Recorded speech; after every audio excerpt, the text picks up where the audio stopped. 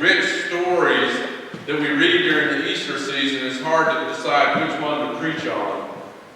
But this conversion of Paul, one comment I'd like to make is if you remember the story in Acts of the stoning of Stephen, where it says, at the end of the stoning, they had laid their garments at the feet of a man named Saul.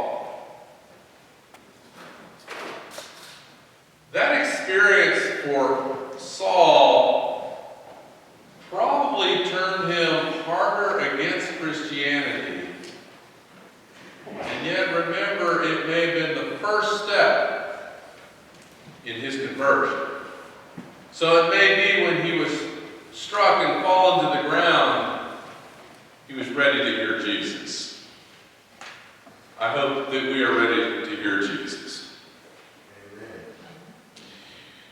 Well, I want you to know I had a great time going home for my 30th anniversary. My wife wanted me to thank all of you, and got a lot of work done, and I watched a little bit more television than I normally do.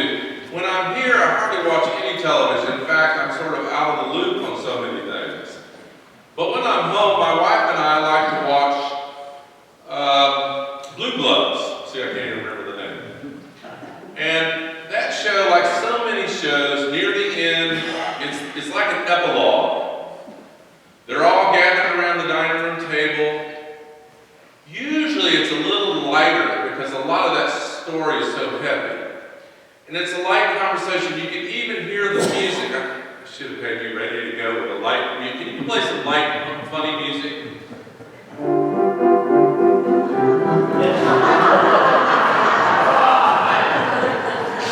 Be careful what you ask for. So, you would have this light music. I was thinking more French horns, clarinet. We'll work on that later.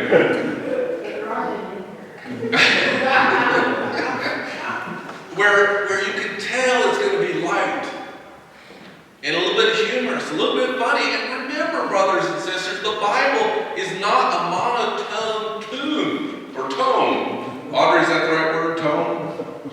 For a large book, it is great.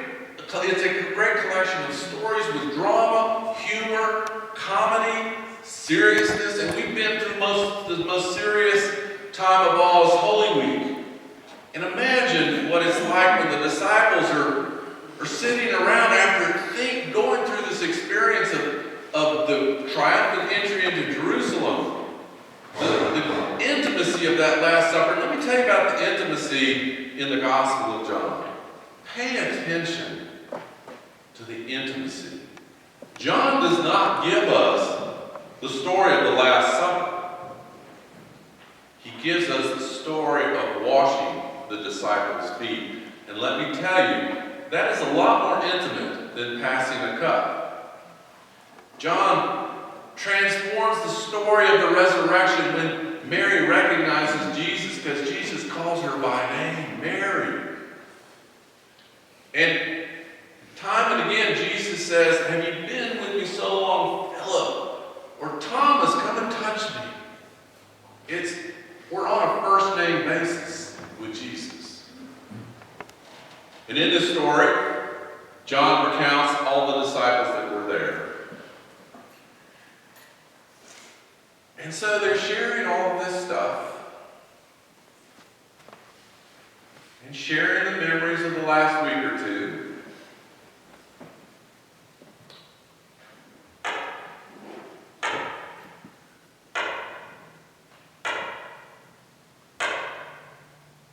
Well, what do we do now? I don't know. What do you want to do? Well, I don't know. What do you want to do? It reminds me of my high school years. Now, the kids today, they have no concept of what being bored is about. Because they've got electronics, they've got phones, they're never bored. Am I right? Except when you're having to do jobs with your dad. Okay. And hang out with me. We were bored a lot when I was growing up. And in high school, every summer it was, what do you want to do? I don't know. What do you want to do? I don't know. this was in a small town in Tennessee, Sewanee, and we could only go, the only fast food back in those days was the Dairy Queen. So every time we go through the same thing, what are you going to do? I don't know, let's go to the Dairy Queen. And we drive up to the Dairy Queen. That was it. So Peter finally says, let's go to the Dairy Queen. What does Peter say? Let's go fishing. Now that's just a great idea. So the rest of the disciples say, we got nothing better to do. We'll go with you. And they go fishing. Are they successful? No. Man, they definitely need to get a new career. If you remember in the other Gospels, the call of the disciples, and John does not relay this story, but you can imagine that he knew the story. Remember, this is the epilogue. This is that final humorous scene in the Gospel of John that's been so deep and heavy, because John is all about theology and about intimacy with God. But in the other Gospels, Jesus has been preaching to the crowd and gets into Peter's boat so he can, if you've ever been on a lake, you know sound travels really well on a lake. And so he preaches, and then he says to the guys, so how's the fishing business going? And they had been out all night and hadn't caught a thing.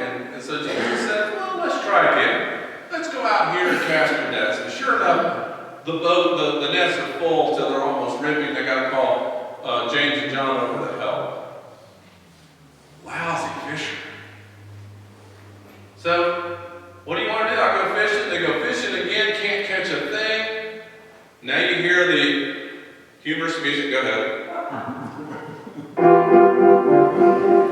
Boy, that's going to stick with me. And we're gently, keep going.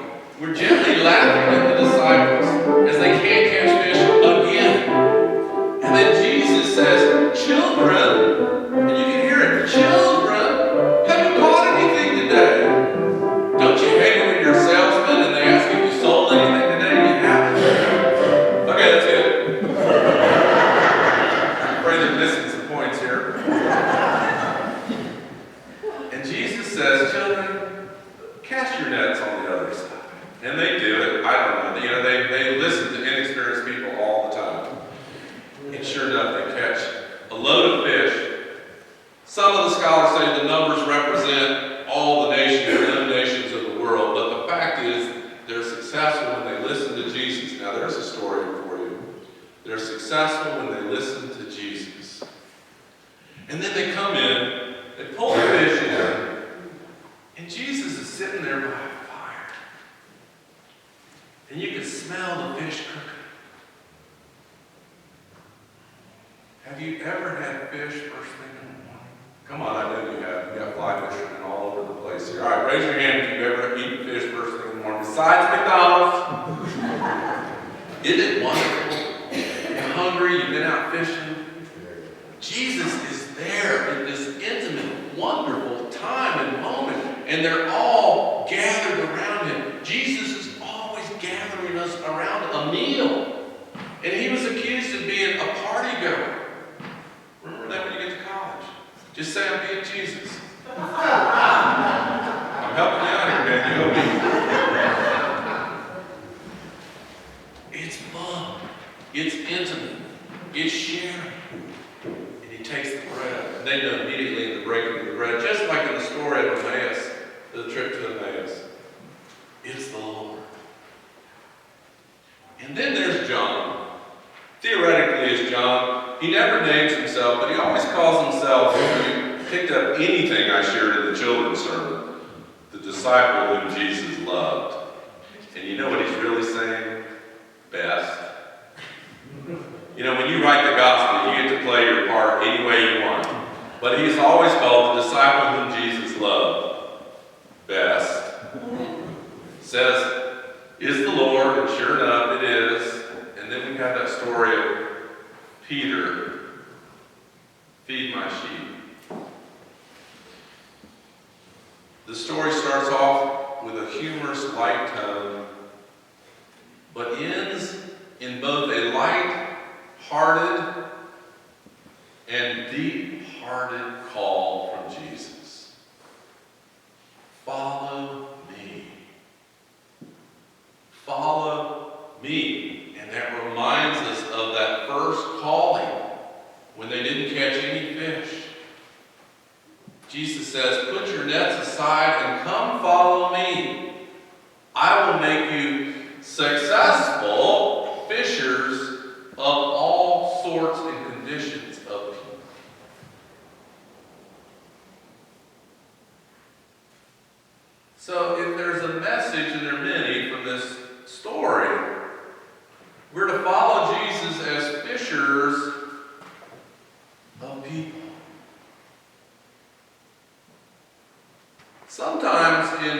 churches, we sit around with nothing to do, so we say, let's polish the silver. There's nothing about the altar guild.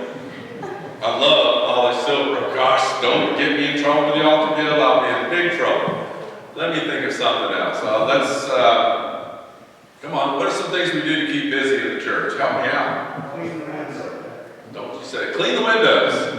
That'll work, thank you. Clean the windows, that's the building committee. I can't be in too bad shape with them. Our number one job is to clean those windows and polish that glass to make that brass to make us better fishers of people. So that when people walk into this place, they encounter the sense of holiness that leads them to God. But more importantly, we've got to go out and fish. Now, some of us may be fly fisher people, where we go to individuals and invite them to follow Jesus. And that may be as simple as inviting them to church.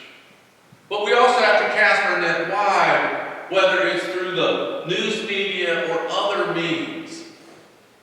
We are to fish for all the people.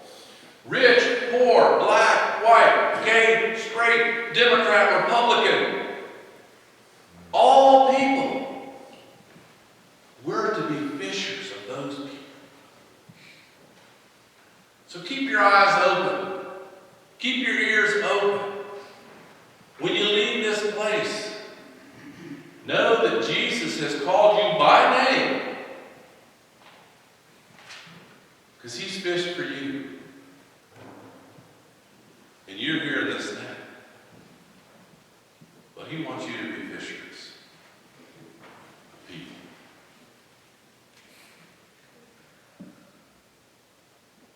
In the name of the Father, the Son, and the Holy Spirit. Amen.